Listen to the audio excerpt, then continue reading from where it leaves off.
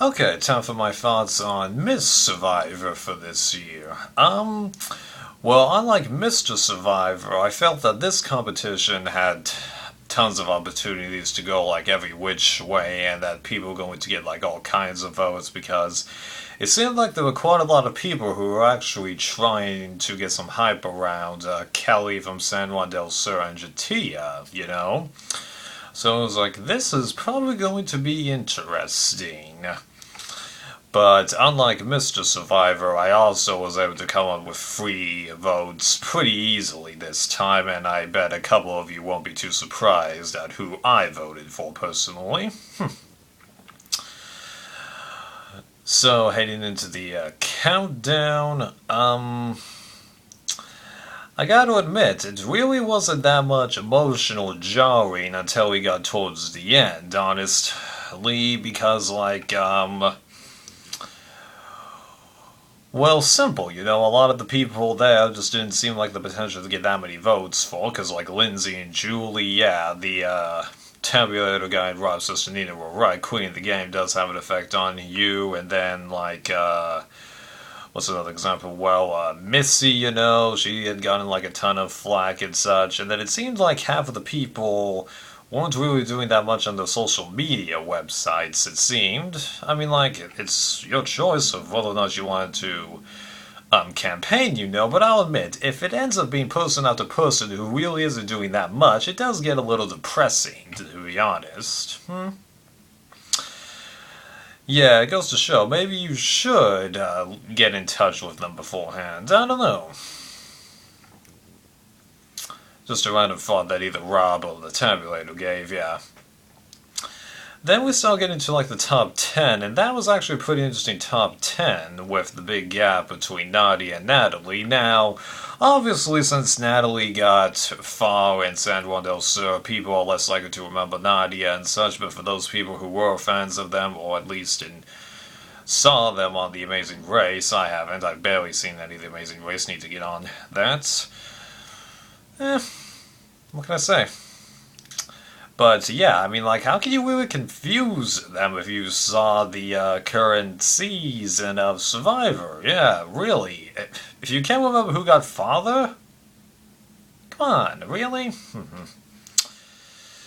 But there was some surprises when it came to that top 10, because, like, Kaz getting all the way up to number 7, I believe it was. Like, I gotta admit, that's a pretty impressive run she gave. There shows that there would have been a lot of people who would have liked seeing her do the debates and such. And that element would have been kind of interesting. I don't know if I'd necessarily like to see her be Miss Survivor or anything like that, but it does give us a little bit of insight into her mind, because she did say that she's a lawyer. Now, obviously, not every lawyer goes into courtrooms and such. As my dad's told me, there's like divorce lawyers and then other kind of junk involved with being a lawyer, but yeah. Once that possibility was denied, a tad bit bummed, even though I am still somewhat glad too. And then also, I was pretty impressed at how close all three of the beauties from Cagayana were. I mean, like, Jeffra was like 8, and then Alexis and Morgan were 6 and 5, I think, if I'm wrong. Hey, sue me, but yeah, that is pretty impressive that they were all that close together. I really wonder how many people just checked all 3 beauties, you know? As you can guess, I didn't vote for any of them, but I just think it's kind of funny. Yeah. Right, and then we got the top 4 situation, and I'll admit that does seem a lot of fair rationale for what Rob and the Tabulator did, combining them but having different rules for who joins if one of them declines, yeah.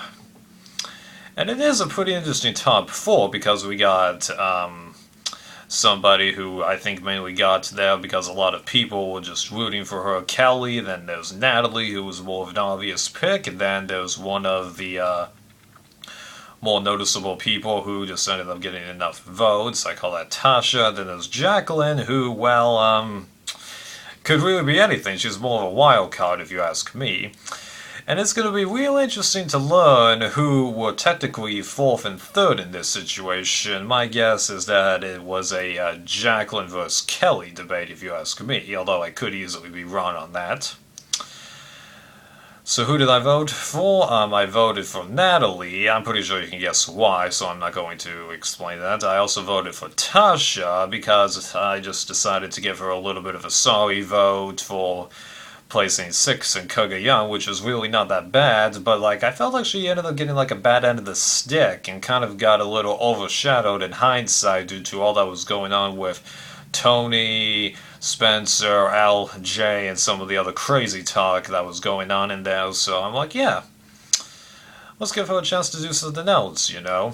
And then my third vote was actually Trish, and she got booted like 11 or 10, but hey, whatever.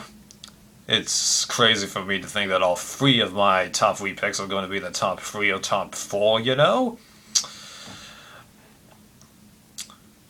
So yeah, I get 2 on Mr. Survivor, albeit I really only had 2, and then I get 2 here, not bad.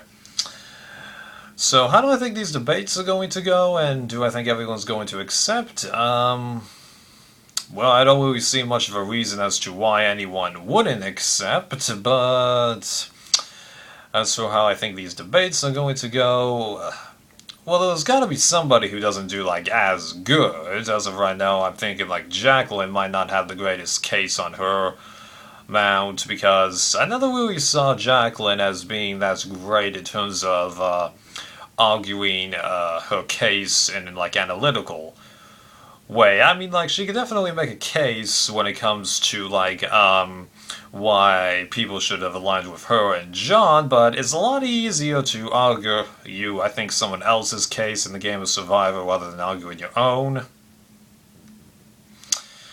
I wonder if Rob's ever debated about that. That'd be interesting.